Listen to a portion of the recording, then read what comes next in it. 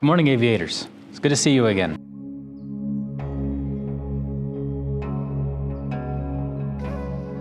Today I want to share with you a parable I heard a couple years ago. The parable is about a monastery that was located way back in the east, where they had the abbot over the monastery getting ready to retire because he was getting very old in age. He decided to call in his three most likely candidates to take over his position as the abbot. These three were presented to the abbot, were brought in to him, and he told them that before he could decide on who could replace him as the abbot, he wanted to give them a test.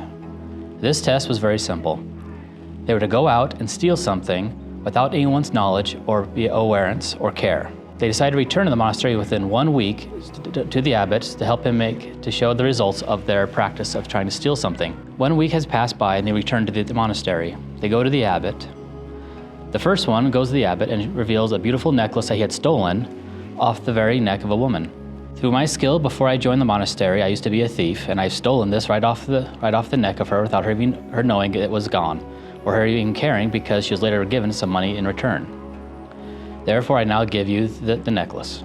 The abbot looked at the necklace and the monk, and he nodded his head, neither smiling or frowning. Then the second monk stepped forward towards the abbot, and put a piece of rice into his hand and said, "I stole this rice from the market. It is so small and in consequence to anything around it that no one cared or knew I had taken it." Once again, the abbot just nodded his head, neither smiling or frowning. The third one did not even step forward. The abbot looked at him and asked him, "Brother, why are you not coming forward?" The monk then responded, "Father Abbot, I could not fulfill the task you have given me. For no matter what I do, someone would know that I had stolen something, because I would know the entire time, and I'm a person as well." The abbot smiled and looked at him and said, "That it is correct. That is why you will be the future abbot of the monastery." This parable kind of goes on for something that people like to think about all the time, thinking they're okay doing something, so long as they're not caught. But you will still know, and you will be the final person to view it. It shows the self-discipline that the best thing to do is to have your self-discipline and controlling the actions that can happen. Just because we can do something, like the skill of the first monk, doesn't mean we should.